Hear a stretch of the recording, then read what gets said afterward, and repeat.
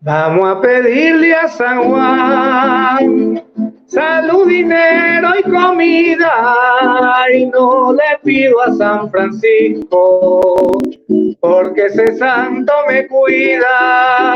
Y vamos a pedirle a San Juan salud, dinero y comida, y no le pido a San Francisco, porque ese santo me cuida.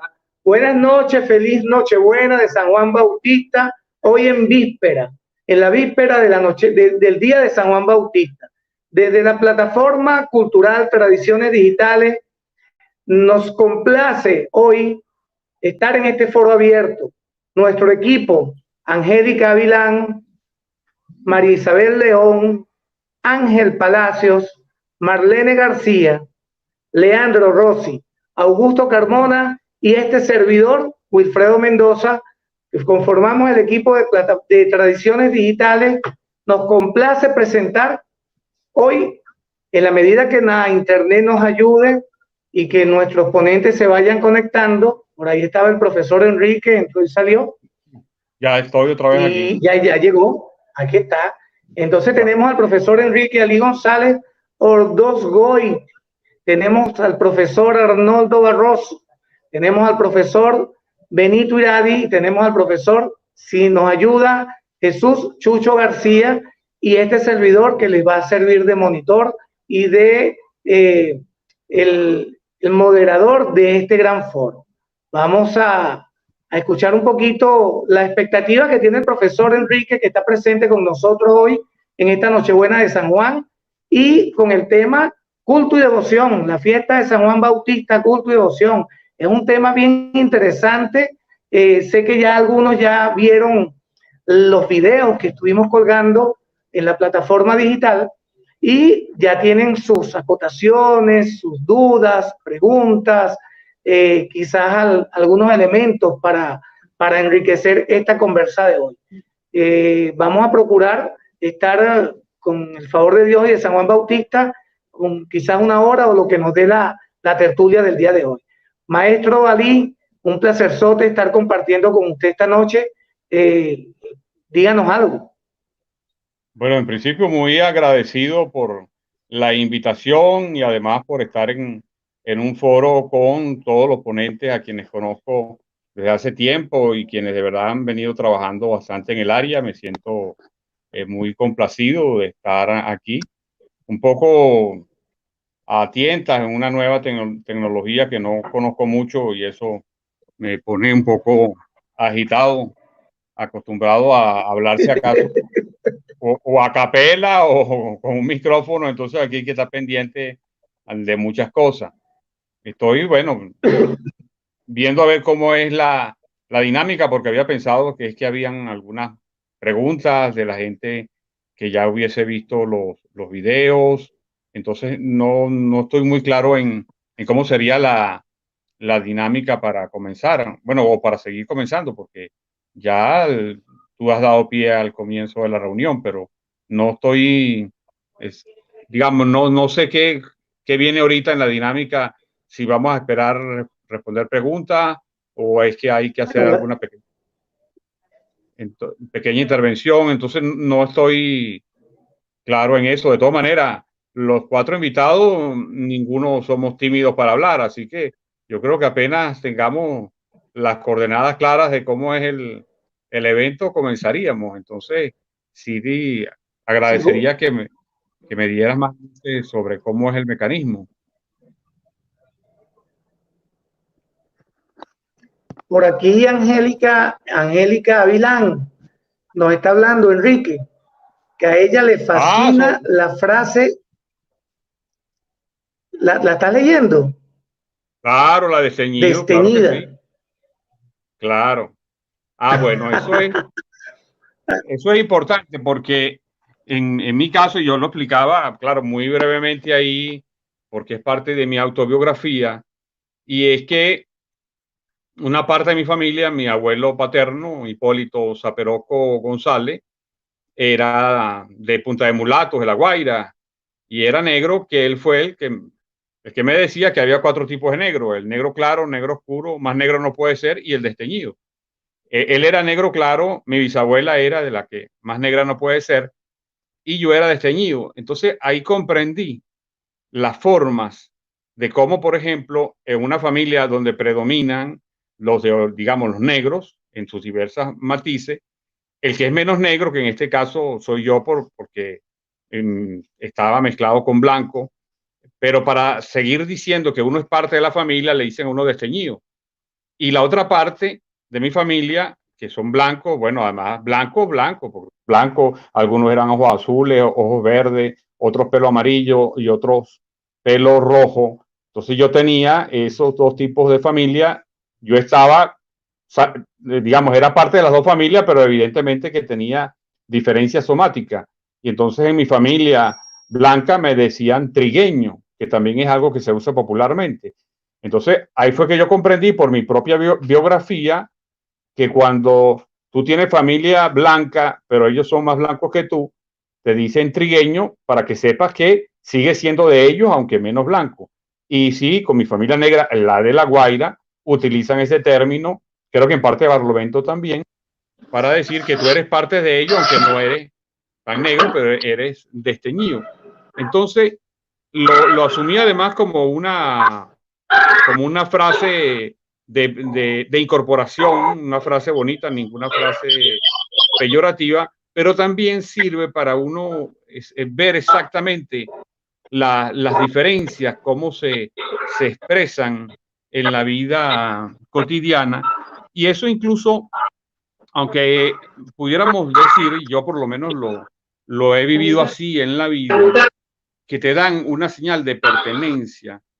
Y uno aprende, por ejemplo, con lo siguiente, con los negros, que una cosa es cuando los negros asumen una etnicidad de que yo soy negro, y eso es una cosa importante y una cosa que me define.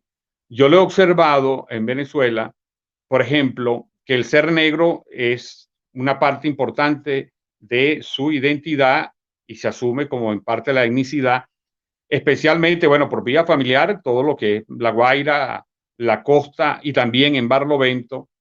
Creo que así también se asume así en el sur del lago por experiencia personal, pero también paralelamente pude observar, porque mi abuela paterna y mi abuelo materno son de Carúpano, son orientales, y mi abuela materna es de Altagracia de Vituco, era llanera. Entonces ahí también observé por vía familiar que, por ejemplo, un llanero, no importa si es blanco o es negro, ahí eso no prima, lo que prima es ser llanero. Y en Oriente igual, en Oriente tú eres oriental, independientemente de que seas blanco, y eso incluso quizás lo pudiera atestiguar Benito, de que él es oriental. Entonces para un oriental, y mucho más los del extremo oriente, que son Carúpano y Paria en general, el ser oriental es la principal identificación que tú tienes. No hay diferencia somática de que tú eres oriental blanco u oriental negro, igual en el caso de llanero. Entonces, esas son cosas a partir de mi propia vivencia biográfica, que además me fueron llenando de conocimiento de las distintas formas de ser venezolano, y que nos da una forma de pensar distinta, que de acuerdo al grupo en el cual tú estás, porque cuando yo me reunía con mi familia negra era una cosa, y con mi familia oriental era otra, y con mi familia llanera era otra. Es decir, no solamente por el léxico, sino hasta las formas, ciertas formas de pensamiento, de acercarse al otro, son distintas de acuerdo a la visión que se tenga o sea, en este sentido que estoy tratando de responder a lo de la frase. Enrique. Aquí viene. Ajá. Fíjate, vamos a manejar todo, pero te propongo que tengamos en la palabra breve, sí, a flor de labio. Sí, entonces ahí le pido al moderador que ponga carácter, porque de verdad uno empieza a hablar y se cadena. ¿Tú sabes por qué? Sí, no, perfecto. Que hay cualquier cantidad de preguntas para ti. Bueno, yo estoy aquí para anotarla. Yo estoy aquí aquí tengo mi lápiz y todo. Aquí tenemos a César Escalona. Ajá, estoy leyendo. La está leyendo, ¿verdad? Sí. Te la voy a leer en voz alta. Ok. ¿Qué referentes históricos coloniales o del siglo XIX a nivel de referencia de registro o descripciones de las poblaciones que ahora celebran San Juan? Bueno, esa pregunta es bastante interesante. Yo he, en este caso, digamos, dividido lo que tiene que ver con los estudios de la historia de la cultura de Venezuela, lo que pudiera ser hasta el siglo XVIII, luego el siglo XIX y luego el siglo XX. Y vengo de adelante hacia atrás, o sea, del siglo XX para el siglo XIX y pienso llegar al XVIII. Hay algunas fuentes que tengo identificadas, pero no las he terminado de trabajar. Por ejemplo, creo que una fuente muy importante para poder estudiar y ver directamente cuál era la realidad está en el mensaje de la visita del obispo Mariano Martí, que hizo a finales del 18 y principios del 19, claro, que luego se publicaron creo que son 5 o 6 tomos en la biblioteca, en la Academia Nacional de la Historia. Ahí estoy estudiando, estoy haciendo, digamos, un análisis, pero todavía no lo he concluido porque quiero hacer un análisis exhaustivo. Son 6 tomos y, digamos, voy más lento de lo que quisiera. Luego vengo de adelante hacia atrás del siglo XX, y es que las fuentes más importantes que están organizadas sobre este tema son los trabajos de campo del Instituto Nacional de Folclore, que fueron 132 trabajos de campo que se hicieron entre 1946 y 1986, en 40 años. Eso lo vengo trabajando, ya los leí, pero ahora los estoy fichando. Vengo encontrando algunos elementos interesantes, y también lo que he venido proyectando, sobre todo para ir del 20 al 19, lo que uno va sintiendo es que, por ejemplo, la cultura que se desarrolló en Venezuela, conformándose lo que se llama la Venezuela del 1498 hasta finales del 18, que fue con las distintas gamas de mezcla entre los españoles, los indígenas y los negros africanos, eso nos dio un tipo de venezolanidad. Pero luego en el siglo XIX se produce una ruptura y se produce una cosa totalmente novedosa, que es la que me interesa llamar la atención porque es algo que realmente nos marca. Luego en el 20 se van a hacer otras cosas, pero para el caso, por ejemplo, que nos ocupa, yo pienso que la irrupción, y por eso hablo de la nacionalización del negro, que eso es muy importante a través de su etnización, y que para, por ejemplo, estudiar todo lo que son las manifestaciones de lo que sería la cultura negra, que hay una parte importante de origen africano y hay otra parte de origen hispano y hay otra de origen indígena.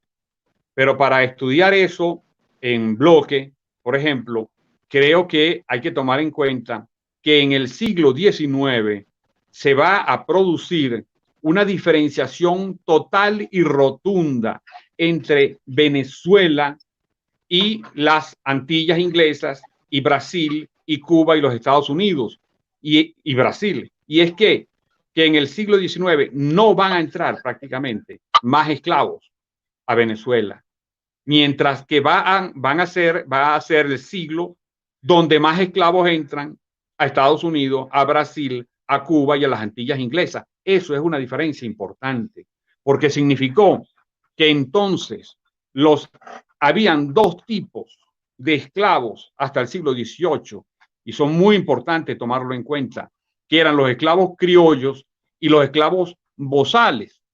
Los esclavos criollos eran los que ya tenían una o dos, o tenían 2 o 3 generaciones ya como esclavos en Venezuela y se habían ido, digamos, adaptando creando sus costumbres, etcétera.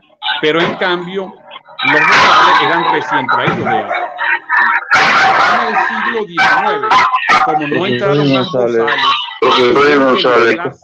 esos criollos, esos bozales, y van a ir dando origen a la manera venezolana como se crea la negritud, como se crea la etnia negra. Y entonces yo creo que gran parte de la festividad en donde los negros son centro, porque han ennegrecido la cultura, gracias a Dios, van a ocurrir en el siglo XIX. Y en tal caso, hacia el siglo XVIII, hacia atrás, creo que lo que vamos a encontrar es una diferenciación muy grande. Pero en cambio, en el XIX es cuando se va a dar la propia configuración. Incluso en un análisis que yo hice sobre el San Pedro, a partir de un libro del antropólogo Hortensia Caballero, yo termino, creo que casi demostrando que la parranda de San Pedro, tal como se da en Guarenas y Guatire, es un producto del siglo XIX y no de antes, hasta las fuentes que uno ha podido consultar. Entonces yo creo que el siglo XIX, si nosotros fuésemos a estudiar todo lo que es la impronta desde la esclavitud, desde los negros africanos que llegaron a Venezuela, tendríamos que establecer por lo menos un gran grupo del siglo XVI al XVIII y luego la gran creación del negro como elemento fundamental de la venezolanidad, porque el negro no es una minoría sociológica como en Estados Unidos. El negro es parte consustancial de la venezolanidad.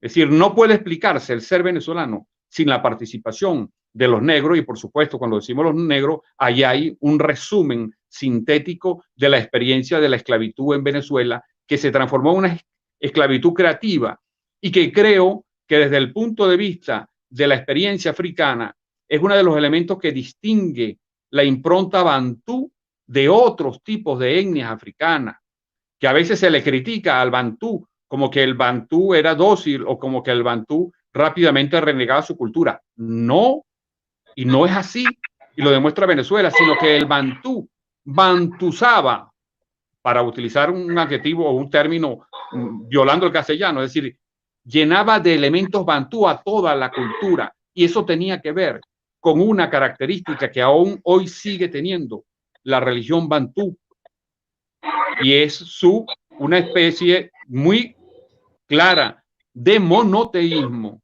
pero además un monoteísmo que está basado en una experiencia y en un elemento existencial clave como es el Muntú, es decir, la idea de que todos somos partes del cosmos y por lo tanto hay que vincularse al cosmos y llenar de significado a ese cosmos. Y eso es la experiencia bantú en Venezuela, que a mi modo de ver se va a desarrollar y se va a volver primacía en el siglo XIX, y es el que nos va a dar una característica, pero además muy específica, es solo de Venezuela, porque incluso un antropólogo brasileño a quien yo particularmente admiro, como Darcy Ribeiro, cuando hablaba de que habían pueblos, una categoría que él utilizaba de pueblos nuevos, que tiene discusiones, pero puede ser sugerente esa categoría. Entonces, en esa categoría él decía que los venezolanos y los brasileños son los más parecidos por la mezcla. Yo diría que sí, pero aún más en el caso de los venezolanos, que incluso los venezolanos por la mezcla se parecen más a los brasileños que al resto de América Española. Pero el asunto que los diferencia es que el negro, en el caso de Venezuela, se transformó en un elemento definitorio de toda la venezolanidad, que no se logró en Brasil, porque en Brasil, digamos, ahí pudiéramos señalar que es posible, a grosso modo, porque me lo está sugiriendo esta pregunta y lo interesante que se está volviendo el debate, que así como hablábamos de que existía el negro criollo y el negro bozal, y que el negro bozal desaparece y se transforma en todo el negro criollo en el 19, en Brasil el negro bozal no desaparece nunca, porque van a entrar muchísimos esclavos de origen africano en Brasil en el 19, incluso después se va a dar un fenómeno solo típico de Brasil, y es que los afro-brasileños después van a emigrar para Nigeria y van a crear unos brasileros africanos en Nigeria que aún hoy en día son una pequeña etnia, y es una experiencia, bueno, muy interesante de cómo después se fueron y crearon una etnia brasilero-africana allá. Entonces, ahí habrá una diferencia interesantísima. Excelente, Ricky. Excelente, Ricky. Muy bien. Me llama mucho la atención la relación que estás haciendo ahorita, sobre todo concatenarnos con la etnia brasileña. Ahorita le damos la bienvenida a Arnoldo Barroso. Adelante, Arnoldo Barroso aparece con el nombre de Francés Mendoza, que es quien le está proporcionando la señal. A ver, Arnoldo. Bienvenido. Yo pensé que ese era un segundo nombre oculto que él tenía y dije, coño, porque uno aprende. Adelante, Arnoldo. Arnoldo.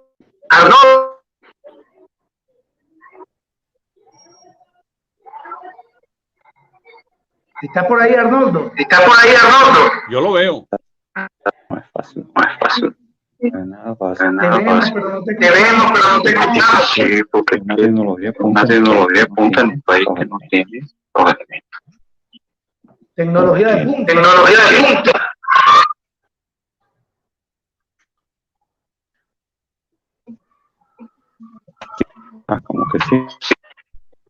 Como que sí. Nuevo.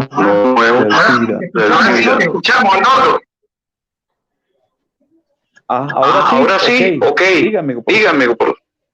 ¿Aló? Bueno, ¿Me oye? Sí, te escuchamos.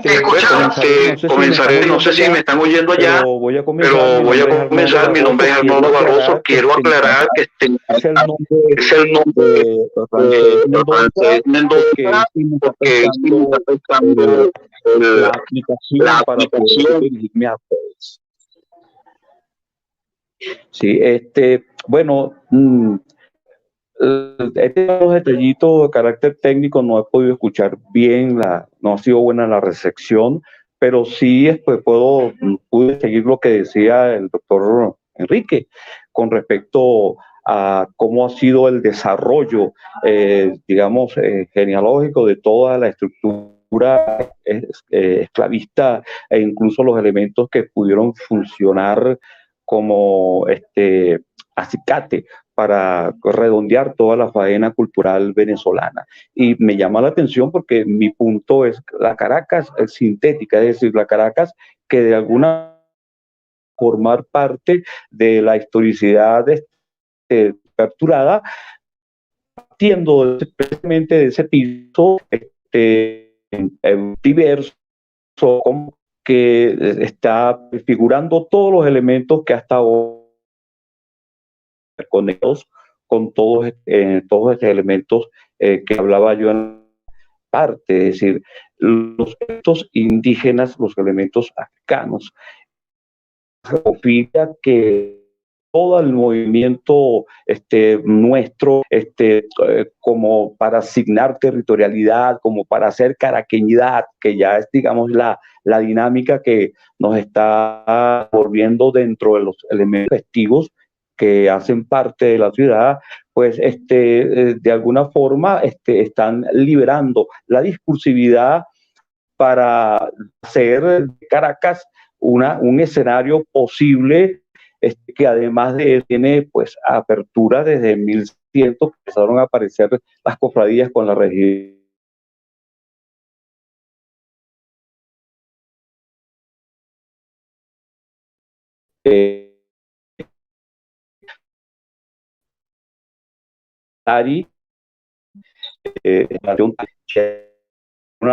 Dentro de la espiritualidad caraqueña. Me parece interesante este punto porque estamos hablando de identidad e identitoriedad y esos elementos son importantes para asignar en el Caribe pues una voluntad creativa, digamos, poderosa, que incluye la posibilidad de establecer dentro de lo que nosotros conocemos como el ámbito festivo o el efecto festivo, una forma asistir a la ideoculturalidad caraqueña y por supuesto a la culturalidad venezolana, sin perder de vista todos esos elementos africanos, indígenas y blancos, y por supuesto todo lo que implicó la presencia del pardaje en Venezuela, que fue como una bisagra que dio en gran parte todas las voluntades y las posibilidades de establecer dentro del país una forma específica de espiritualidad y una forma específica de romper un poco ese teocentrismo rígido que nos llegó de España y que fue roto pues por la visión de un San Juan, ¿sí? Un San Juan que llega pues con la visión de la libertad, con la visión de tu propia verdad, que es una verdad que te hace pues de alguna manera tomar algunos elementos que te permiten fijar una posición dentro de toda el establishment, por decirlo de alguna manera, religioso que existía en la Caracas colonial de aquella época. De tal manera que, bueno, sí, tengo acá una pregunta, voy a leerla, ¿a qué me refiero y cómo es posible que en la ciudad se mantenga dentro de la forma la devoción hacia San Juan Bautista? Bueno, parte de esa pregunta ha estado pues respondida. La topofilia pues es sencillamente la poética del habitar. Eso es lo que es la topofilia, y todos los elementos que conforman esa topofilia forman parte de la metaforización que hace el caraqueño para de alguna manera marcar su territorio cultural, marcar su territorio sacro, su regionalidad festiva, y eso hace pues que de alguna manera que el caraqueño pueda bajar, pueda hacer sus conexiones, y esto es importante dentro de lo que es los elementos propositivos en una generación como la nuestra, ¿no? Que tienen que ver con todos estos elementos que les estoy mencionando. Primeramente que nada, trabajé los elementos de la oralidad dentro de la rezandería popular, y allí fijé algunas categorías que implicaban el elemento cercano a la poética. Luego, impulsé dentro de esa misma posibilidad la poética festiva. Entonces esto me llevó a los elementos que estamos desarrollando actualmente, que son los que tienen que ver con la oralidad, los que tienen que ver con la festividad, lo que tienen que ver con la caraqueñidad, y todos estos elementos que están unos en pleno desarrollo y otros ya redondeados, que van a implicar realmente que pues, la Santiago de León de Caracas es una ciudad que está pues abierta de forma natural a este tipo de festejos. Ha activado pues lo que son sus redes culturales, sus elementos desde la residencialidad, y pues por supuesto esto nos va a llevar a dar pues ciertos elementos menos si no conclusivos, por lo menos continuos, donde estas festividades interconectadas entre sí, de San Juan, incluso San Pedro, incluso la Cruz de Mayo, son discursos que no se alejan de la visión teológica, pero tampoco se alejan de la visión cultural, factual, incluso de actualización que estas fiestas tienen. No sé si me escuchan. Arnoldo. Dime. Excelente. Vamos a darle la bienvenida a Jesús Chucho García. Bienvenido, Chucho. Bienvenido. Caramba, Enrique. Enrique, solo así por esta. Claro, solo así ahora. Solo así por esta vía te veo, vale. Sí, bueno. Tiene que explicarme una cosa, porque aquí el más calvo soy yo, pero tú eres mayor que yo, así que bueno. No. Yo creo que ahí tenemos una competencia, porque cuando yo comencé a ir al INAF, que estaba Mao, ya tú estabas ahí con Ceforte. Yo tenía porque era prematuro. Así es que si nos vamos a caer la cédula, es mejor que te quedes callado. Bueno. Encantado de verte. No vale, igualmente, Enrique, igualmente Arnoldo. Llegas en el mejor momento porque Arnoldo estaba hablando de algunas terminologías que él maneja en su investigación y Enrique también estaba hablando de la presencia del negro en este lado del mundo. Entonces yo creo que te cae de perla que en este momento tú nos atajes y nos hagas todo un paraninfo de todo este proceso de investigación que tú tienes con respecto a la presencia negra, sobre todo en la fiesta de San Juan Bautista. Alguien preguntaba, Leandro preguntaba, para cualquiera de los tres que están presentes, ¿por qué Nochebuena de San Juan? Yo empecé hablando de la Nochebuena de San Juan y le di la Nochebuena con un canto que hacen en el estado de Aragua, que habla de San Juan Bautista, que se le pide a San Juan Bautista salud, dinero y comida. Y no le pido a San Francisco porque ese santo me cuida. A ver, Chucho. Bueno, hay un trabajo que hice algunos años atrás, y ahí Enrique a lo mejor sí va a decir que yo soy más viejo que él, ¿no?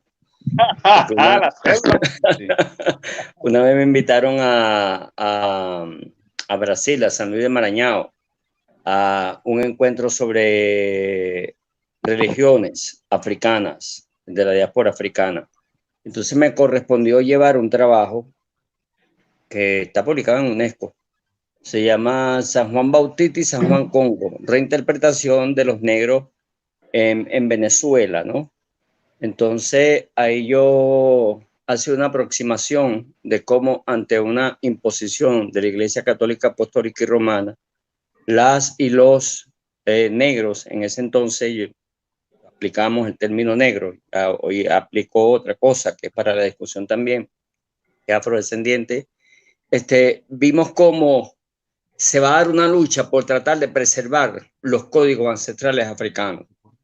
Porque si bien vemos que todas las imágenes católica, apostólica y romana son asexuadas, tú le levantas el vestido, no ves nada abajo, no ves la vagina por un lado, no ves el falo, ¿no? Pero sin embargo en San Juan Congo, como Curiepe, fue un pueblo fundado por negros libres, ¿no? De origen Congo precisamente, en un momento determinado, bueno, ellos trataron de hacer un paralelismo, podríamos decir, yo no hablo de sincretismo, yo hablo de paralelismo religioso, con respecto a esa imagen que estaba allí impuesta, y luego el surgimiento de San Juan Congo como una contrapropuesta, ¿no? De allí es que va a ayudarme a esa reflexión de hablar más de paralelismo, así como por ejemplo está San Juan el Bautista y por otro lado está San Juan Congo, así podríamos decir también en el caso concreto del sur del lago de Maracaibo, antes de sacar al santo afrocatólico impuesto que es San Benito, primero, ustedes que han ido ya a esta zona, la han rastreado casi todo el país, primero es Ajé. Se toca primero Ajé, la campana va diciendo Ajé y después dice Benito. Ajé, Benito, Ajé, Benito, Ajé, Benito. Lo cual significa que cuando estuve en Benín, en la frontera entre Togo y Benín, allí en Porto Novo existe una deidad que se llama Ajé y es hijo de los dos creadores del mundo, Fon, que es Maú y Lisa, y surge Ajé, precisamente en Porto Novo, similar al lago de Maracaibo, en el sur del lago, allá se preservó hasta cierto punto esto. ¿Qué es lo que queremos decir? Que al mismo tiempo, por un lado, se trató de imponer la sumisión, pero al otro lado también había un espíritu de liberación. Ahí coincido un poco con lo que apenas escuché de Arnoldo, de que Juan Bautista ciertamente, y yo en uno de los primeros videos que hice, que me pidió Wilfredo, hablaba de la primera carta de San Juan, un poco como haciendo un manifiesto de que aquí estamos para que ustedes nos entiendan, nos comprendan. Y no fue la intención de convertirlo en santo patrón, porque eso fue otra invención para América Latina y el Caribe. Ninguno de los santos católicos era patrón de nada, y menos San Juan Bautista, que andaba con un morral y una chola, como andábamos en la época de los 60, de los 70, de los 80, como medio hippie. Y entonces, al imponer esa imagen, se trató un poco de la sumisión, de llegar a la sumisión, de tratar de imponer la sumisión. Yo le decía la otra vez a los compañeros parranderos que yo conseguí en el archivo arzobispal de cómo era la mesa de San Juan en Caracas en el siglo XVIII. Era simplemente una organeta, invitaban a los esclavizados domésticos urbanos, ¿entiendes?, a contemplar. Pero sin embargo eso con el tiempo se fue rompiendo en la misma Caracas. En la misma Caracas se fue rompiendo hasta que eso conectara con otros San Juanes, tanto de Yare como de Barlovento, del Tuy en general, para hacer aquella famosa rebelión que ya hemos hablado, que ustedes han hablado, en 1749. Es decir, cómo esa imagen que era para la sumisión se convirtió en una imagen de la rebelión. Y por eso es que allí hablamos un poco de los afrocatólicos, ¿ves? Y por eso es que muchas veces la gente no entiende, sobre todo alguna gente del interior, de que Caracas fue un epicentro esencial para la conmemoración de la fiesta de San Juan Bautista, y algo que ustedes los parranderos han reivindicado con mucha fuerza. Y además, como siempre lo digo, porque tienen tres elementos esenciales. Uno, una investigación seria que ustedes están haciendo en los archivos, pero esa investigación también lo hacen a través de las tradiciones orales, es decir, la gente que emigró de Barlovento o de Turiamo o de Cata, porque hay una diáspora sanjuanera que vino de la zona del interior, y ustedes también se dedicaron a recoger esas tradiciones orales y cómo aquí fueron resignificadas en un contexto urbano, ¿entiendes? ¿Ve? Es un primer paso que ustedes tienen ahí importante. Luego el otro paso es cómo conservar esas tradiciones, ¿me entiendes? Cómo reivindicar los diferentes toques de tambor, ¿ah?, que procedían de allí, cómo reivindicar las procesiones con un carácter festivo que antes no se hacía por la rigidez de la Iglesia Católica, Apostólica y Romana. Entonces tienen esos tres elementos, y además un tercer elemento es la lucha que ustedes han llevado, porque esto sea reconocido como patrimonio. Eso no es una iniciativa del Estado, y eso hay que dejarlo claro. Es una agenda que surgió de ustedes, del espíritu de ustedes, del corazón de ustedes o de todos nosotros, ¿me entiendes? ¿Ves? Y eso siempre hay que diferenciarlo. Hay que diferenciarlo, que es una agenda del gobierno, del Estado, del partido, y una agenda de lo que son de nosotros, los que sentimos el San Juan, lo que sentimos nuestras tradiciones, que no pertenecen al Estado, o sea, pertenecen a todos y todos nosotros.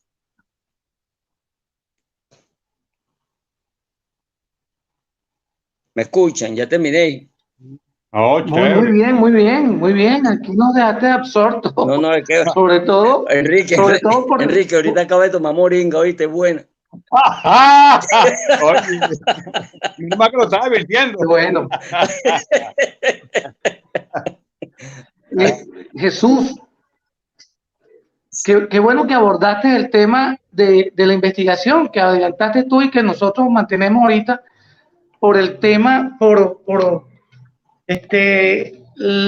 lo determinamos desde Parrandero el día de la rebelión espiritual de Caracas. Y ese día, profesor Ali, Arnoldo, lo conmemoramos el día 22, o sea, ayer, que en las condiciones en las que estábamos, hace un año, en las condiciones en las que estamos no pudimos conmemorarlo como lo hicimos el año pasado, pero eso está totalmente pendiente. A ver, Arnoldo, ¿qué te parece? ¿Qué me dices tú con el tema de la caraqueñidad?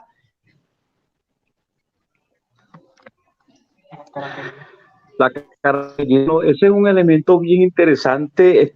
Debo decir que tengo deudas ahí con ese par de dos ponentes que estén allá. Uno fue mi profesor, que es Enrique Alí, y el otro ha sido un mentor, que es el señor Chucho García, ¿no? Ambos me llevan una morena en edad y una esposa. Qué bueno que Sí. tenerlos en ese punto. Bueno, fíjense, con esto de la caraqueñidad, hay elementos bien interesantes, porque la caraqueñidad no es solamente un vocablo que define una actitud específica. La caraqueñidad es algo que va más allá de elementos que están en el momento, sino que forma parte de todo un discurso que ha ido compilándose, que ha tenido pertenencia, que ha tenido pertinencia y que evidentemente pues en esta situación que tenemos. Una población con ese elemento claro en su territorialidad, pues es una población que tiene la oportunidad de mantener no solamente la agua, tener y que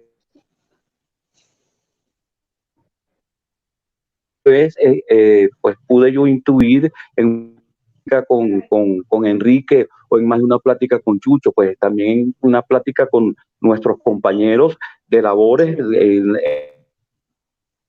utilizándonos en Caracas por esta situación. Esto nos ha llevado a que nosotros pues buscamos documentos y nos enteramos de situaciones en que es longeva pues la actitud del caraqueño hacia sus fiestas. Entonces esta caraqueñidad no es otra cosa, forma de reemplearnos, de reavivar, digamos, los discursos y mantener una huella activa dentro de todo lo que nos está conformando nuestros elementos afros, nuestros elementos indígenas, nuestros blancos, que están sencillamente conformando la complejidad que somos. Y a partir de esa complejidad que somos, pues nosotros estamos, pues, de alguna forma asistiendo a la historia, la historia actual, pues, la historia que estamos viviendo en este momento y que somos conscientes de esa situación. No sé si ustedes, los compañeros que están aquí, saben si hay otra ciudad en el Caribe que tenga pues esa búsqueda o esa posibilidad de crear su región festiva.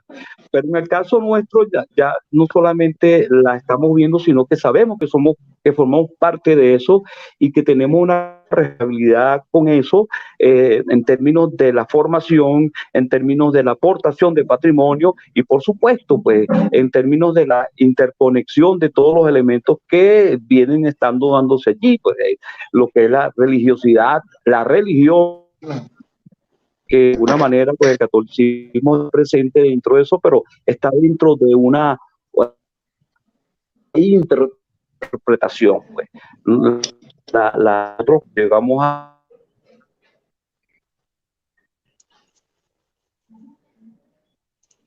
pues digamos con nuestros santos, nos metemos dentro de la iglesia y de la iglesia estamos con nuestros santos. Entonces allí en esa podemos nosotros decir sin lugar a equivocarnos que estamos nosotros haciendo nuestros propios elementos de religere, nuestra propia visión de religere está ya ahí fundamentándose, pues evidentemente sin despegarnos de la línea central, pero nuestro enfoque es un enfoque construido y es un enfoque que de alguna forma está pues, generando un matiz distinto en ese elemento católico. Nuestra caraqueñidad ha llegado a iglesias. Arnoldo, excelente. Para Israel Sibira pregunta para el profesor Enrique Alí. A él le gustaría saber en qué sentido podríamos decir, o a partir de esta tradición, que San Juan Bautista solamente es un santo católico. Ok. Ajá. Bueno, en el caso de Venezuela. Tú eres el único que me sirve de monitor. Curioso que dije. Le agradezco a los otros ponentes que pongan el micrófono en mute. Ok. Y en el caso, por lo menos, de Venezuela, aquí también tendríamos que introducir lo siguiente. Una cosa es lo que le trajo la Iglesia Católica de España y otra cosa es ¿Qué me lo que va. decía, Wilfredo?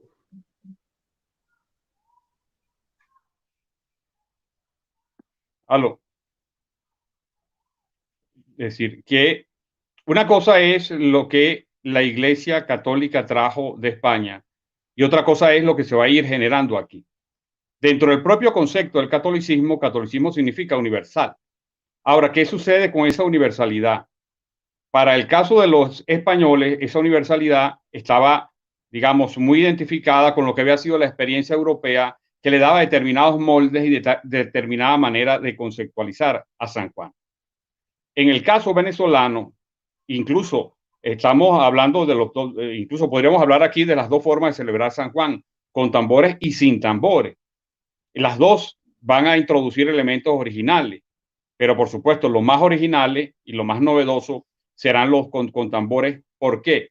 Porque ahí se va a dar un crecimiento del catolicismo en el sentido de universal, porque ese crecimiento va a estar basado en la manera como los negros van a comenzar a celebrar ese San Juan, especialmente a través de todo lo que es la introducción de una espiritualidad que estaba muy ligada y sigue estando muy ligada al uso de determinados instrumentos musicales con todo lo que eso significaba.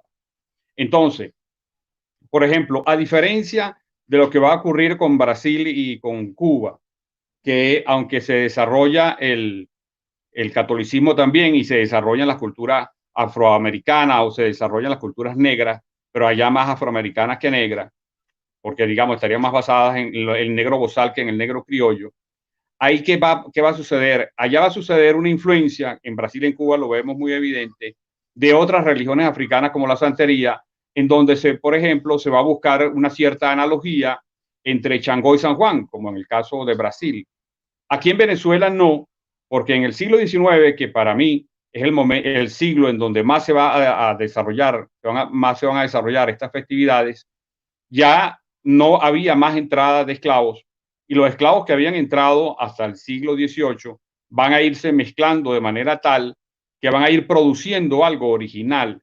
Y aquí es importante, por ejemplo, señalar lo siguiente. La religión habita en el territorio del espíritu, no solamente en un territorio geográfico determinado.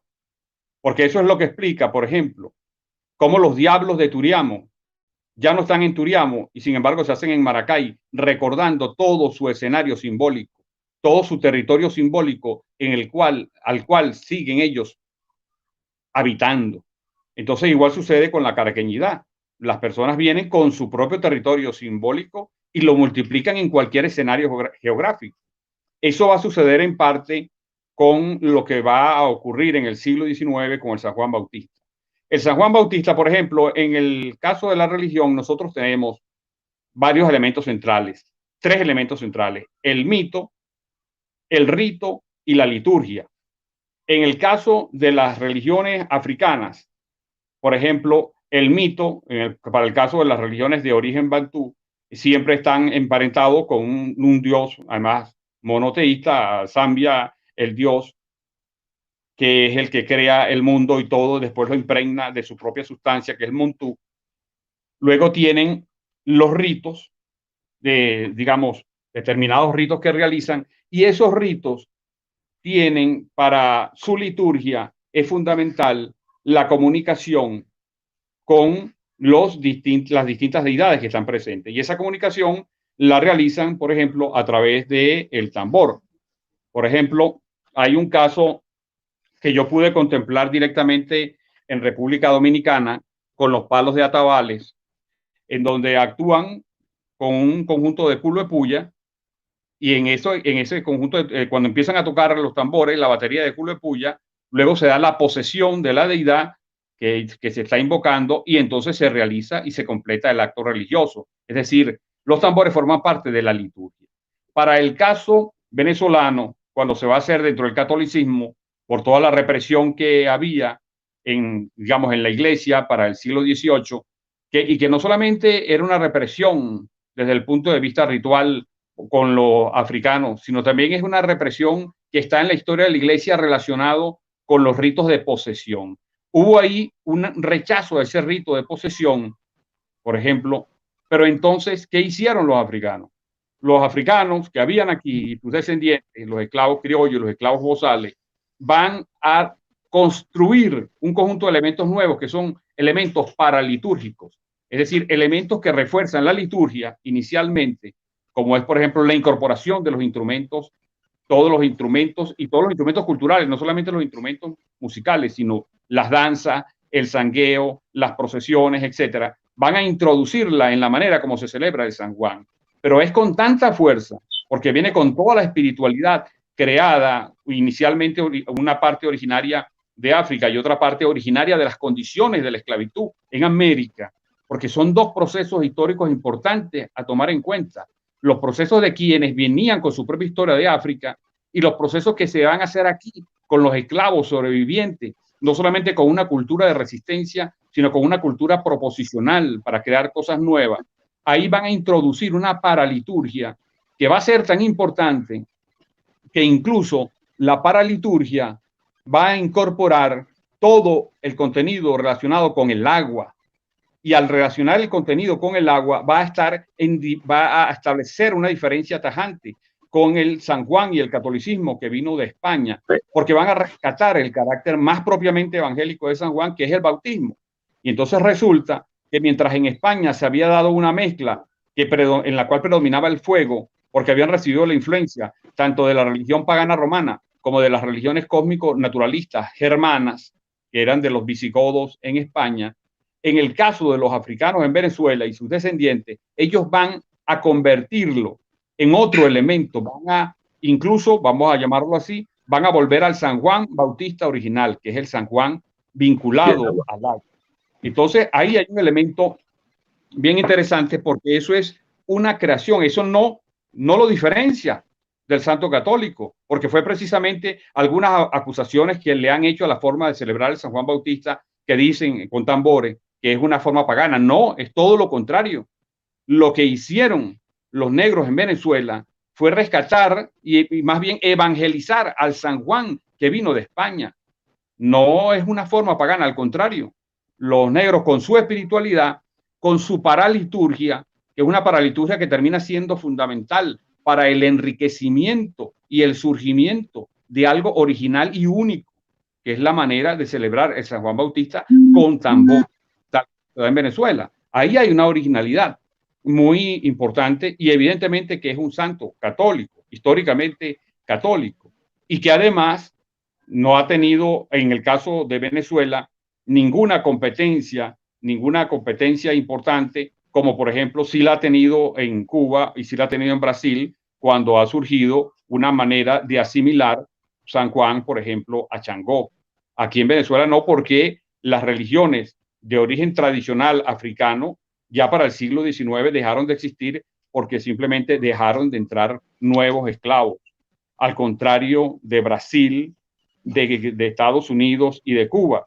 Y la diferencia con Estados Unidos, fíjense que tiene que ver porque en Estados Unidos a quien veían construyendo un tambor le cortaban las manos, como de eso hay muchísimos testimonios, porque sabían que los tambores era una forma de relacionarse importante en la liturgia africana. Aquí pudieron construir los tambores, digamos, el catolicismo no tuvo problema en que se pudieran construir esos instrumentos. Lo que pasó es que esos instrumentos después se convirtieron en paralitúrgicos, pero esa paraliturgia es muy importante, no es algo secundario e incluso terminaron sirviendo para crear algo original, es decir, expandir de verdad el catolicismo que llegó para que fuera cada vez más universal. Y en este caso, una universalidad proveniente de la experiencia. Que mira, no me ve. Excelente. Hay dos preguntas en el aire. Retomando las palabras de Enrique y hablando mucho de la musicalidad. María Fernanda, estudiante de antropología, pregunta que aparte del elemento vinculante afro de la música, ¿qué otro elemento evidencia a la fiesta de San Juan Bautista con una marca de africanidad? Chucho, aparte de eso también te preguntan que se celebró ayer, que no lo celebramos ayer, pero lo celebramos hace un año.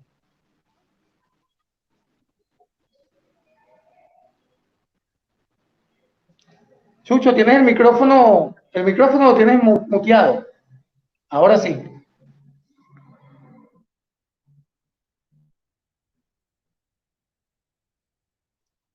No escuchamos a Chucho.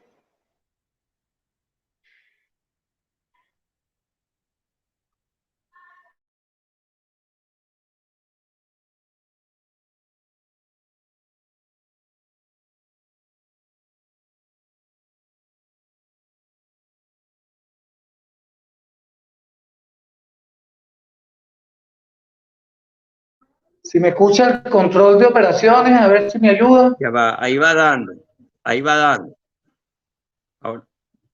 Ahora sí. Ahora sí. Bueno, muy bien. Te escuché ahorita, Chucho. Ahora. Ok, no, entonces quería decir un poco ahí para agregar algo.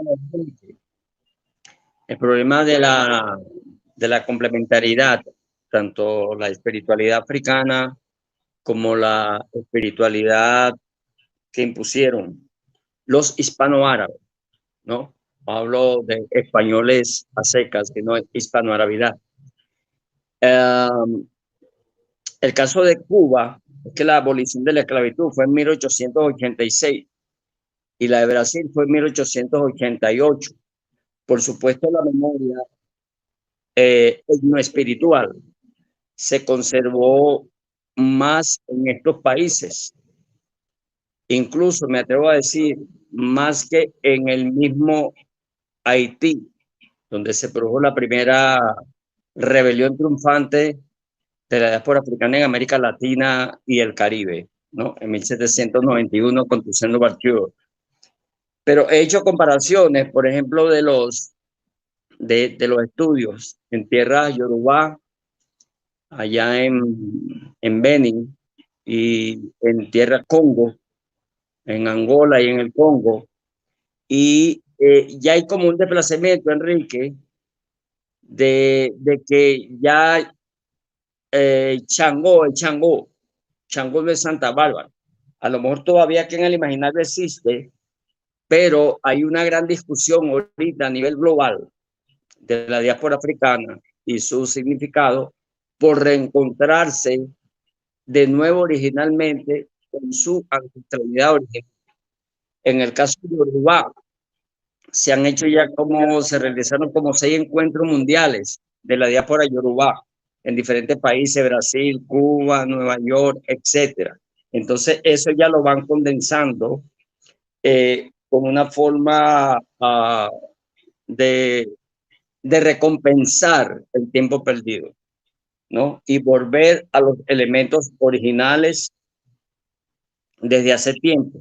Eso en estos dos casos, vuelvo y te repito, porque después se dio otro caso también dentro de eso mismo, que es algo que poco se ha estudiado, y estoy estudiando un poco ahora eso, que es la diáspora cuando regresa, la diáspora invertida. Es decir, cuando se abolió la esclavitud tanto en Cuba como en Brasil, muchos regresaron, se reencontraron y comenzaron a retomarse de nuevo. Es más, y parte de ese regreso también enriqueció la cultura, por ejemplo, en Porto Novo, la cultura en Abecuota, en tierra nigeriana, ¿no? Y asimismo también en algunos lugares, por ejemplo, de Angola. En Angola, por poner un caso, país donde estuve hace un tiempo atrás, allá existe como 3 millones de personas que practican la Umbanda, ¿no? Que es una espiritualidad, por supuesto, de los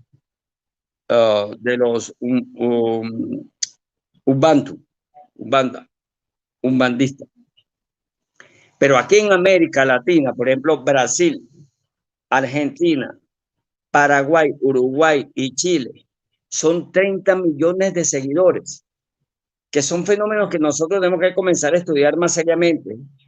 O sea, cómo estos elementos se vienen dando. Tenemos que dar otros otros jalones a la investigación sobre cómo esta diáspora se está reinventando permanentemente. Nada permanece en estado puro.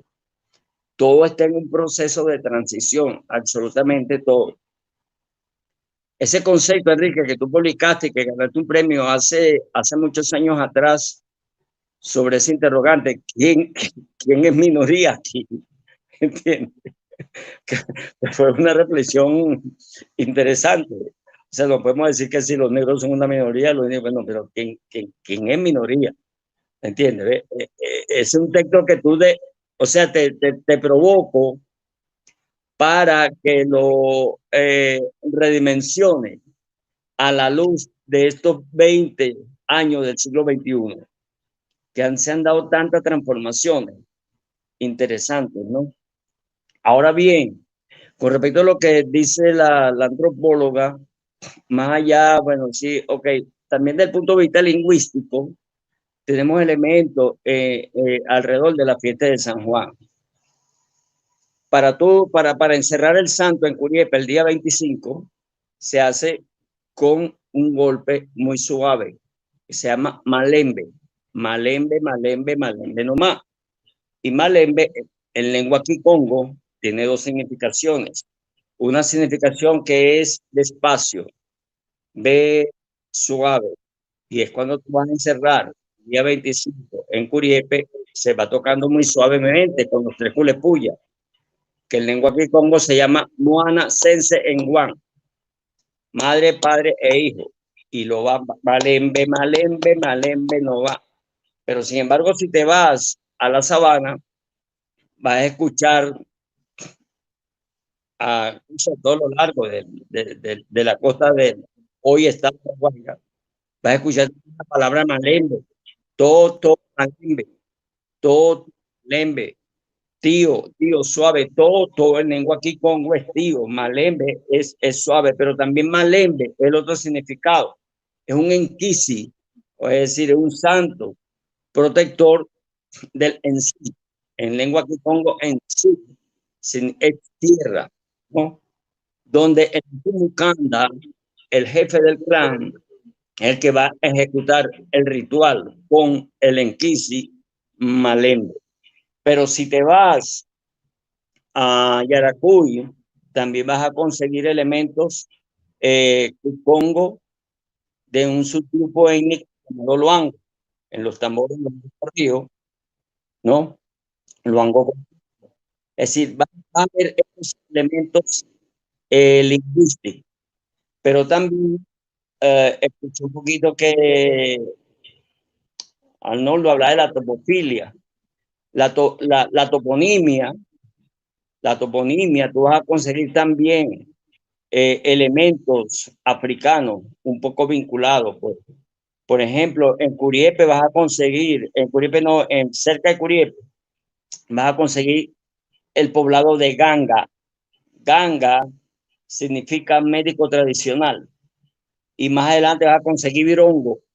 Virongo con una corrupción lingüística de bilongo. Bilongo, medicina tradicional. Y precisamente Enrique sabe, porque he investigado mucho sobre eso, que era allí donde segundo Berroterán, en Virongo, le ensalmaba la pipa a Rómulo Betancourt. Es decir, a través del conocimiento que se va pasando generación a generación, segundo Berroterán era un enganga que practicaba el bilongo, ¿no? Y le dijo a Rómulo, oye, se te van a quemar, los predios se te van a quemar las manos. Él dijo, a mí no se me van a quemar las manos nada. Bueno, pues Trujillo le mandó la bomba en los próceres y se le quemaron las manos. Todo esto va ligado, ¿no? Hay que verlo como todo un sistema lingüístico, topográfico, así como también vamos a ver hacia la zona entre Yaracuy y Lara, hay un sitio que se llama Carabalí, es decir, la topofilia, como dice él, no sé si nos estamos entendiendo igual, Arnoldo, que equivale a la toponimia, tiene muchos elementos comunes. Y lo que decía Wilfredo, bueno, lo que pasó el año pasado fue una irreverencia porque después de nosotros, junto con los parranderos que me invitaron a una serie de discusiones en el Instituto de Patrimonio, comenzamos a discutir un documento que algunos que otros historiadores habían referido, pero yo entonces me metí a profundizar el documento, que son más de 300 folios en el Archivo General de la Nación, sobre la rebelión de Caracas. Y la rebelión de Caracas, que fue la rebelión encabezado por Negros Luango, Congo, Minas y Carabalí, lo hicieron precisamente con una coincidencia de que el día de Corpus y el día de San Juan quedaron casi juntos, ¿no? Eso ustedes lo pueden revisar ahí en el archivo arzobispal, pueden buscar 1749. Quizás no lo van a conseguir así con ese nombre, la rebelión de San Juan Bautista. Eso fue ya es cuando comenzamos a ponerle cada autor comienza a buscar un título que trate de impactar. Pero fue eso y fue interesante, donde Arnoldo fue precisamente el que dio el discurso de orden, ¿no? Eso fue llevando ya a otros caminos, ¿ve? Un reconocimiento que ya se propuso ante la Cámara Municipal y se tiene que seguir avanzando hacia otros elementos, como por ejemplo ahorita lo está haciendo Alexis Machado, que ha conseguido también las pensiones para parranderos. Es decir, Parrandero de Caracas es una agenda de lucha que no solamente va allí, ¿no? ¿Eso qué con la reivindicación de la tradición, sino también reivindicar ese patrimonio cultural, esos patrimonios vivientes, esos patrimonios vivos que también necesitan el apoyo del Estado. Ok, entonces fíjate que tenemos una pregunta de Joana Barazarte, pero antes de la pregunta que está ahí, para Arnoldo Barroso precisamente, le voy a dar el pase a Arnoldo para después tener la presencia también del profesor Enrique. Con el tema, Arnoldo tenía una acotación que hacer, que me la puso por ahí en privado, pero aparte de eso, la pregunta que le hacen a Arnoldo desde afuera, tiene que ver con el hecho de lo que está diciendo, lo que había hablado el maestro Enrique y lo que está culminando Chucho. Estamos en presencia, Arnoldo, de un elemento de transfestividad.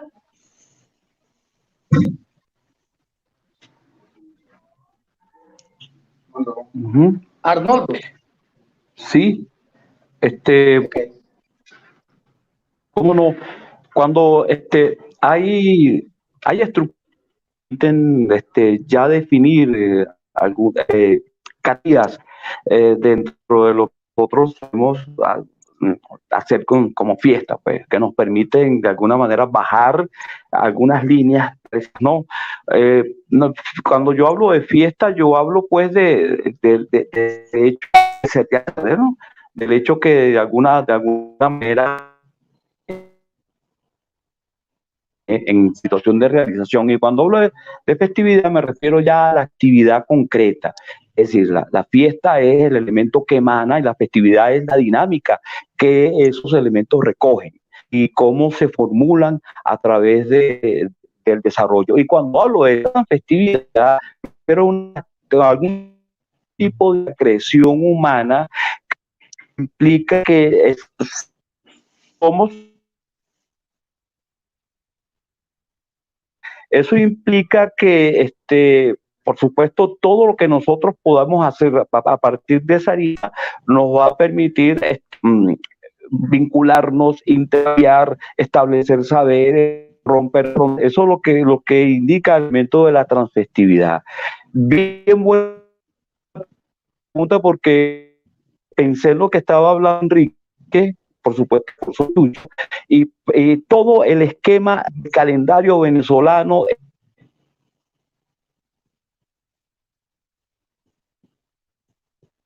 de diciembre a diciembre, ¿no? Enero, diciembre.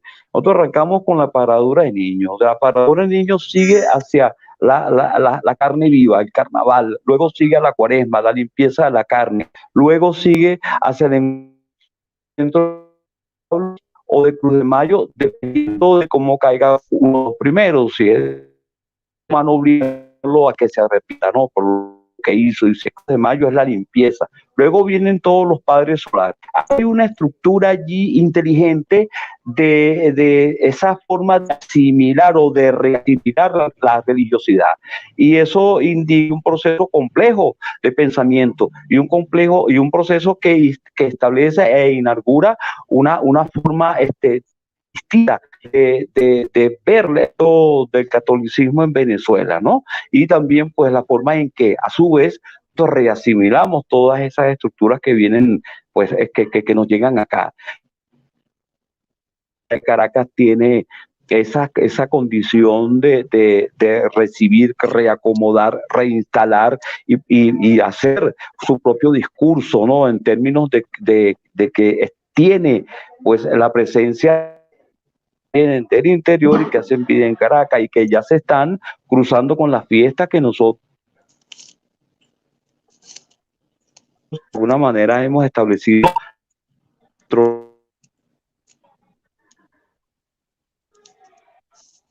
65, o sea, la copia de San Pedro.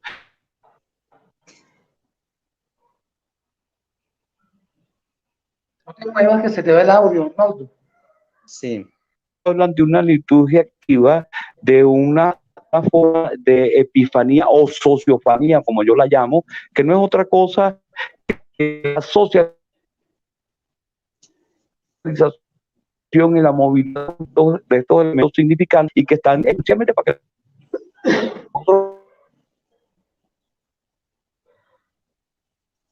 cosas que nosotros estamos realizando, y eso lo piensa desde el que sale vestido, desde el que sale revestido sereño hasta el que va a cantar una vena o el que sencillamente está trancando un tambor. O sea, hay la necesidad de significar, la necesidad de establecer de manera clara y precisa el lenguaje que hay que echarlo a la flora viento, pues.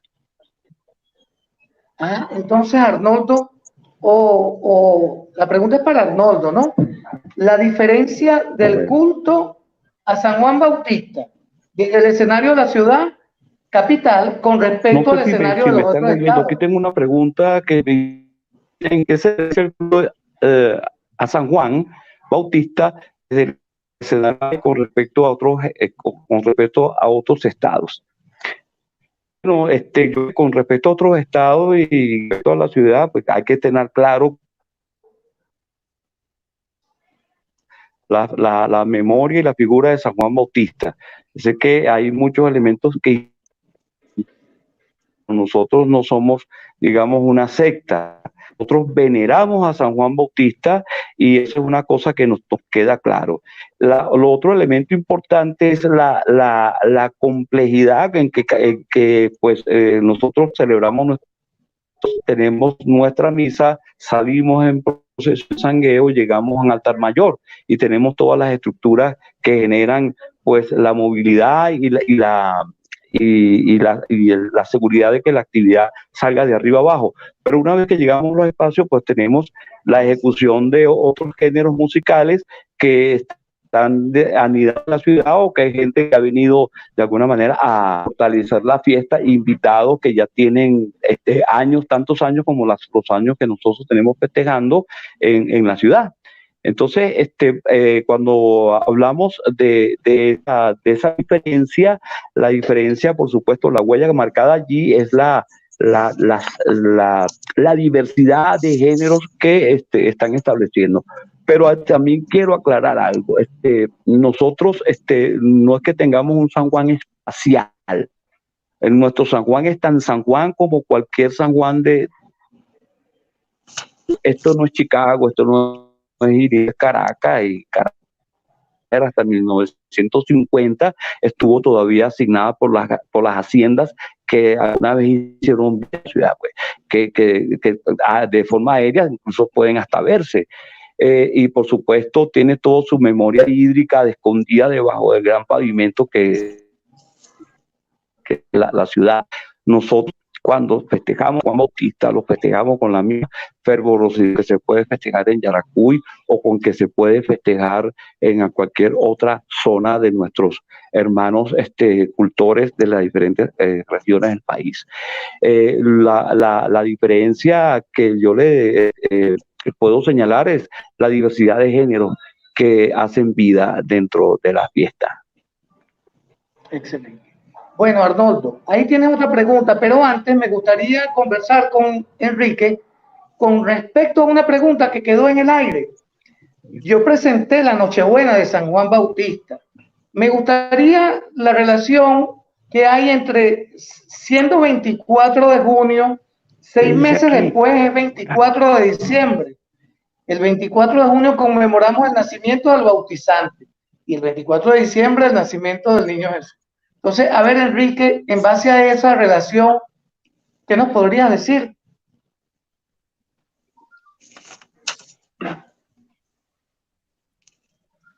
Bueno, ahí han quedado también muchas cosas interesantes.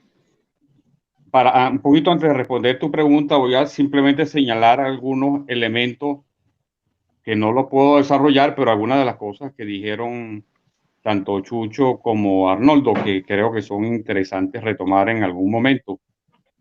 El primero, el concepto de transfestividad. Luego, el pensar que cuando se dice que hay de africano, además de la música, eso es sumamente importante, porque una cosa es la música como liturgia y otra cosa es la música como paraliturgia. Entonces, ahí es bastante interesante. Digo que en algún momento se puede retomar esta discusión. Luego es ver la mezcla que ha habido entre religiones. Por ejemplo, la mezcla entre orichas, que de un autor cubano, Chucho me va a ayudar a tener la memoria, Miguel, que creo que escribió La Fuente Viva. Agua Viva. La Fuente Viva. No Miguel Barnet. La Fuente Viva, exacto. Miguel Barnet, él habla de que en una investigación que él hizo allá en Nigeria había 330 orichas y que en la santería cubana fundamentalmente se le rinde honores y devoción a 33, es decir, alrededor del 10%. Eso implicaría toda una cantidad de cosas importantes a discutir. Luego, cuando Chucho habla de la Umbanda, que yo agregaría la Macumba, y en el caso de la Umbanda, el papel del espiritismo, eso nos habla, es bastante interesante ver la mezcla y la dinámica de estas religiones. Pero bueno, como la pregunta es otra, pero simplemente lo dejo ahí pendiente por si se puede tomar. En el caso de transfestividad, lo que hay que entender es que la fiesta, de acuerdo a lo que decía el antropólogo Marcel Mauss, la fiesta es un hecho social total. Desde la fiesta se observa toda la sociedad. Cualquier elemento que está presente en la sociedad puede estar presente en una fiesta bien desarrollada. Simplemente lo que hay que tener es ojos para observarla. Por lo tanto, cuando se hace la fiesta de San Juan Bautista, se está reproduciendo la sociedad a una escala de acuerdo a lo que quieren sus propios cultores. Es decir, los cultores están reproduciendo la sociedad tal como ellos quieren que sea en una fiesta. Por lo tanto, es importantísima porque ahí hay un elemento prometeico de reproducir la sociedad de acuerdo a los valores de los propios sujetos que lo hacen. En el caso de las Nochebuenas, para hablar de la Nochebuena de San Juan y la Nochebuena de la Natividad, creo que eso nos vuelve a ubicar de manera muy interesante en la manera como la Iglesia Católica, que fue haciendo su propio ciclo eortológico. Hay una disciplina científica dentro de la Iglesia, dentro de la teología, que se llama eortología, que es el estudio de la fiesta, es decir, el estudio del calendario. Eso es bastante, lo hacen con bastante profundidad. Y dentro de eso, una de las cosas que ellos hicieron fue convertir el sol de una deidad pagana en Roma y de una deidad de una religión cosmogónica, naturista, como las germanas, lo convirtieron del sol de una deidad al sol como una criatura, algo creado por Dios. Y entonces, ¿qué van a hacer? Le van a colocar al solsticio de verano, uno de los momentos más interesantes de presencia del sol, le van a poner a San Juan Bautista. Y al solsticio de invierno, que sería en diciembre, le colocan a Jesús, al nacimiento de Jesús.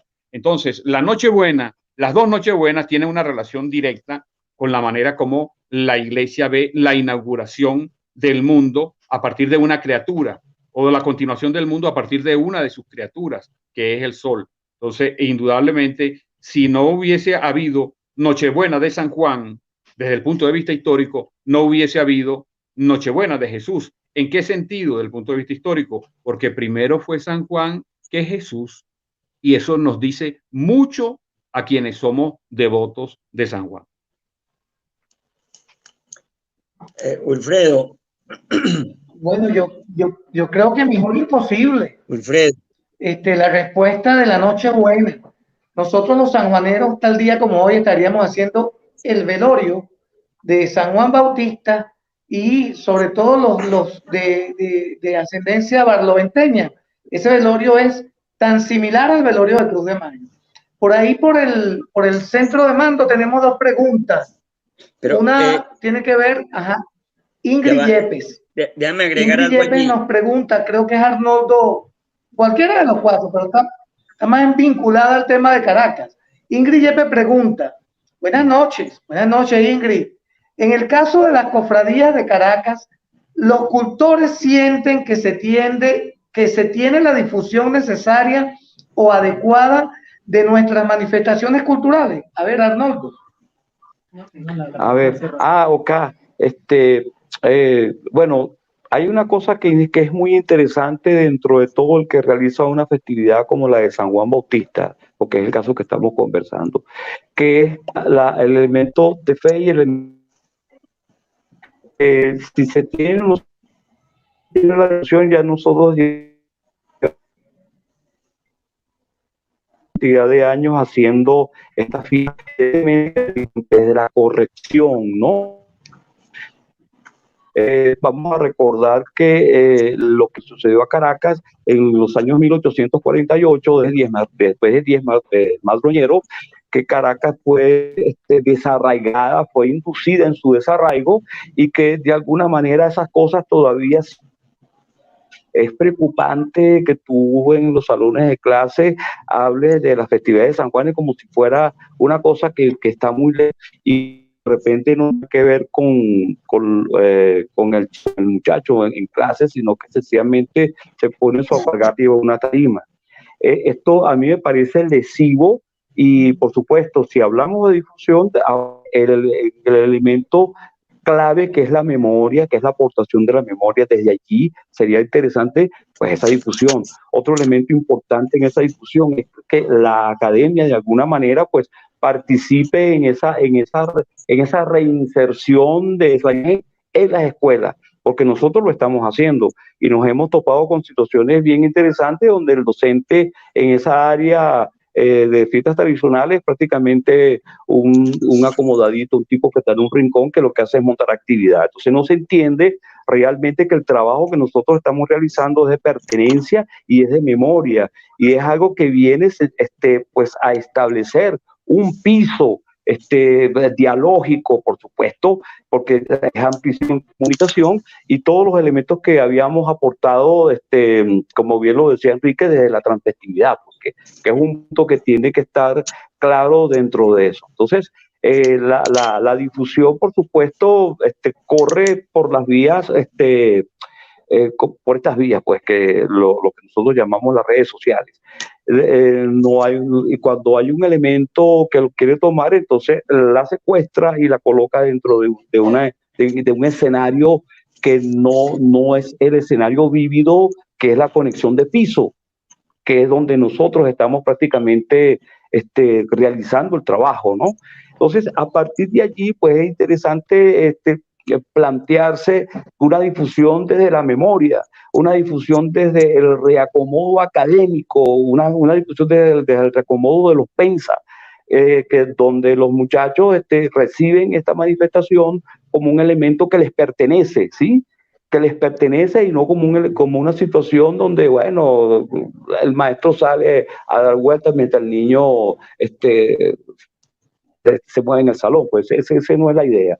Entonces, a partir de ahí sería pues interesante que retomar eso. No sé, habría que plantearse algo que indique manejarse dentro de los pensas, tanto desde preescolar hasta la mismísima universidad, que le den una estructura distinta a lo que nosotros estamos manejando como elemento festivo, ¿no?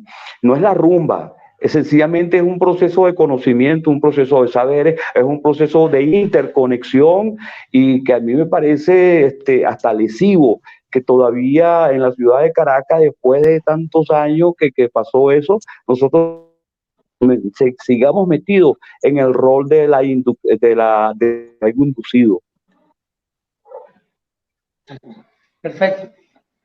Hay una pregunta también, que es una pregunta general, me gustaría compartirla desde el Centro de Operaciones.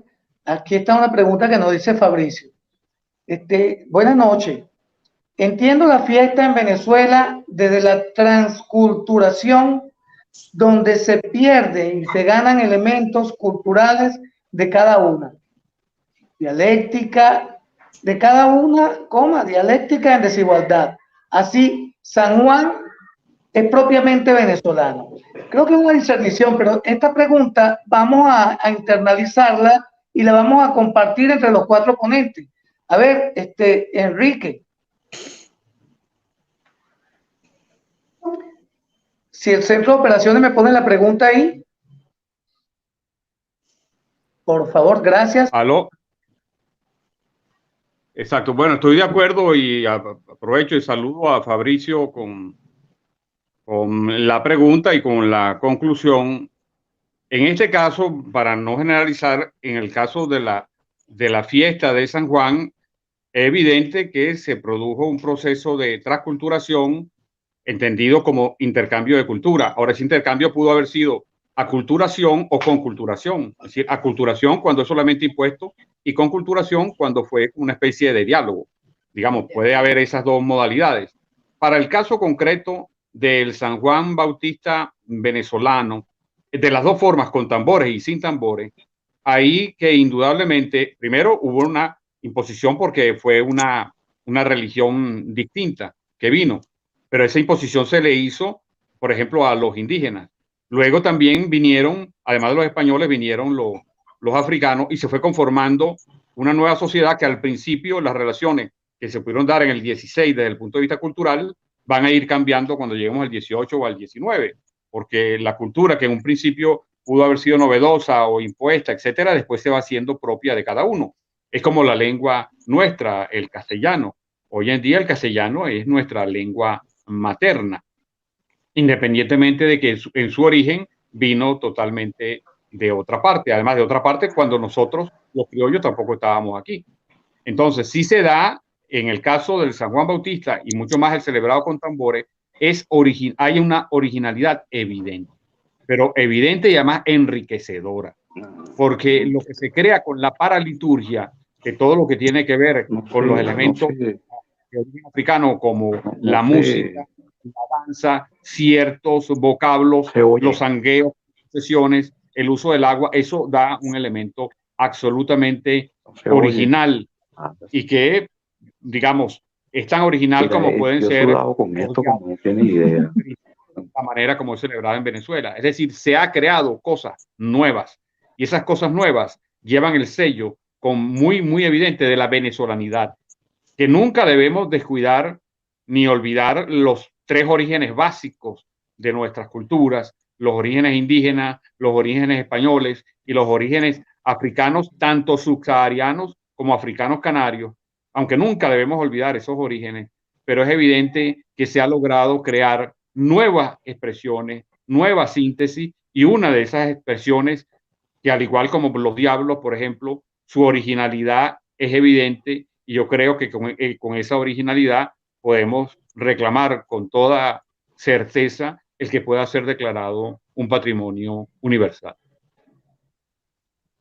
Oye, buenísimo. Chucho.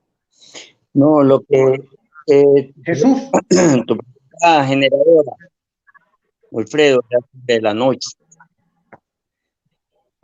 Es bueno recordar el primer autor venezolano el concepto afro-venezolano.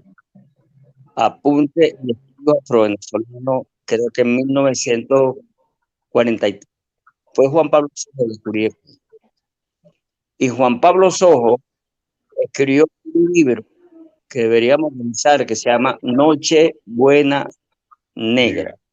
Contextualiza precisamente la fiesta de San Juan en aquel barlovento latifundista donde el descendiente africano era súper explotado, pero al mismo tiempo también tenía su Nochebuena Negra de San Juan, que es como tú dices, o que es la coincidencia.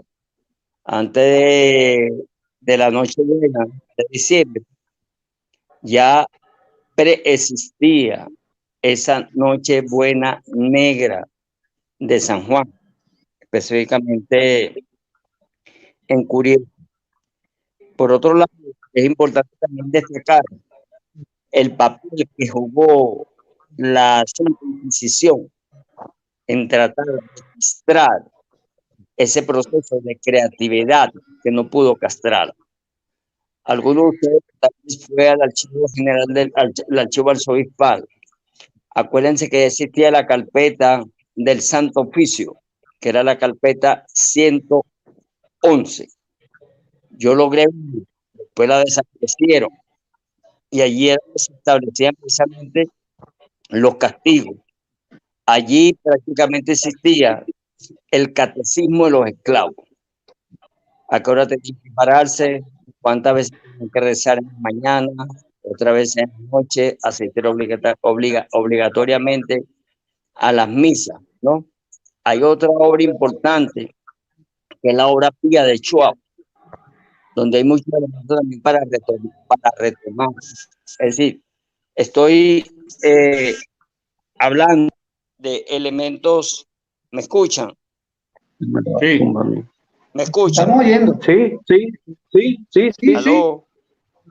Sí, te escuchamos. Sí, te La escuchamos. batería se me está acabando. Sí te escuchamos. Pero simplemente lo que quería decir era la necesidad, ¿no?, de revisar estos elementos que ya creo que los parranderos han hecho. Creo que la esposa de Arnoldo había revisado, creo que tuvo la suerte de revisar la carpeta 111 del Santo Oficio cuando el archivo arzobispal estaba ahí frente a la plaza de Caracas.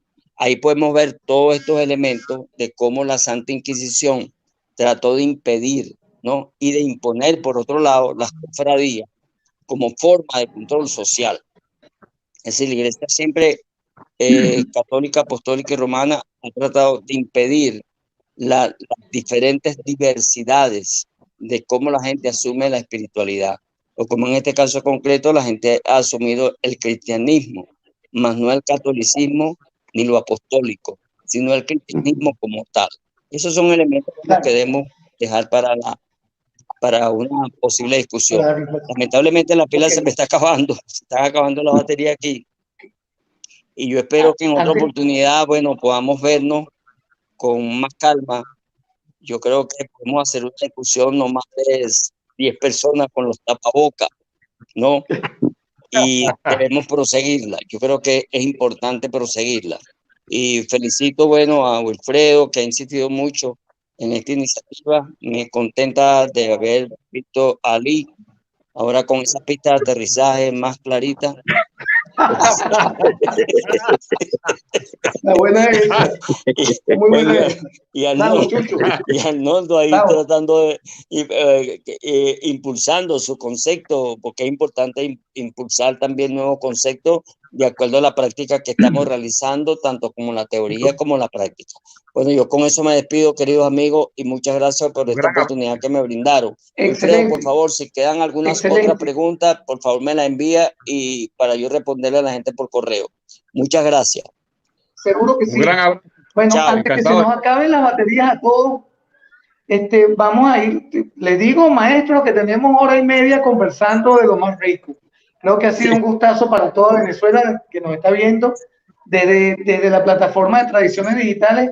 Hay una pregunta que quedó por ahí pendiente y quería que con ustedes dos cerráramos el final con el aporte que podía habernos brindado Benito, que es este nuevo planteamiento que tiene la fiesta de San Juan para ser nombrada Patrimonio de la Humanidad. Así muy brevemente, Arnoldo, la pregunta de Yeyari, que dice, ¿cómo relacionan la transfestividad con la nueva era y etapa de vida que estamos viviendo actualmente a través de la tecnología? Brevemente, pueden ser los dos. Y brevemente, la conclusión con respecto al tema de la patrimonialización del culto a la devoción a la fiesta de San Juan Bautista. Arnoldo. Bueno, gracias. Con respecto a los elementos que tienen que ver con las nuevas tecnologías, que son sencillamente nuevos escenarios, que no van a evitar que, pues, por supuesto, las microfísicas nuestras de la dinámica cotidiana se reflejen con digamos, posibilidades de resolver situaciones, con posibilidades de abrir nuevos espacios para introducir nuevos conceptos.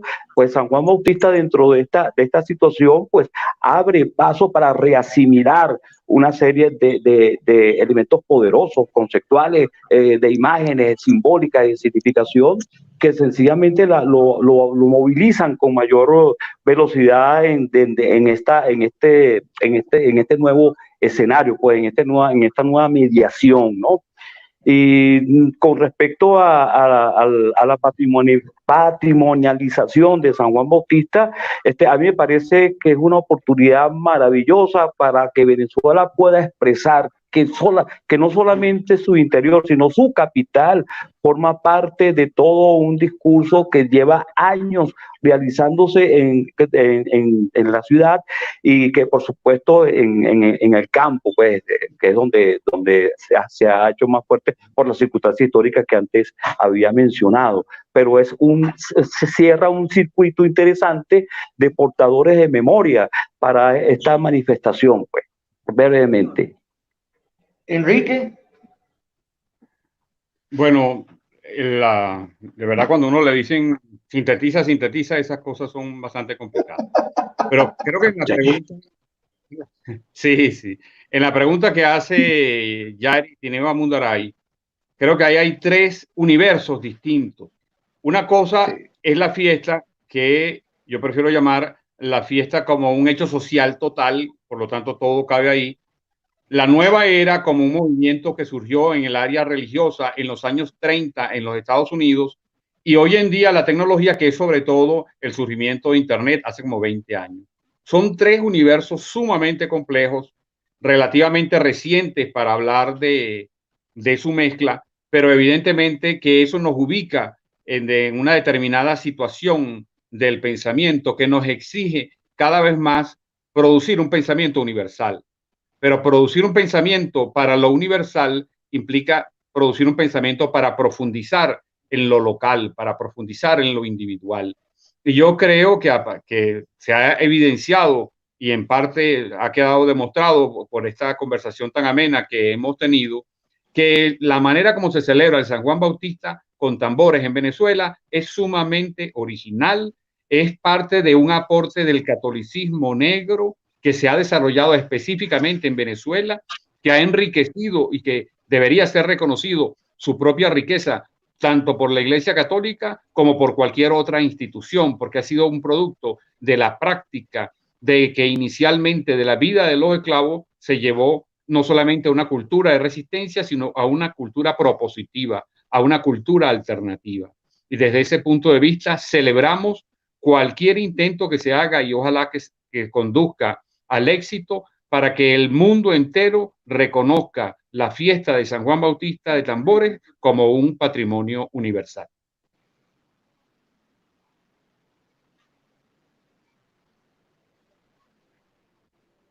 No se escucha mi tío.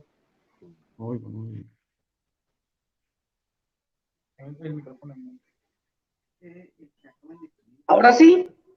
Ahora sí. Ahora sí. Bueno, les decía que tenemos 2 horas casi cumplidas en este festín de magia, de mística, de música, de teoría, de elementos nuevos, de elementos viejos. Muy agradecido desde la plataforma cultural Tradiciones Digitales, el equipo de producción, el equipo de trabajo, Angélica Vilán, María Isabel León, Ángel Palacio, Marlene García, Leandro Rossi, Augusto Carmona y este servidor Wilfredo Mendoza.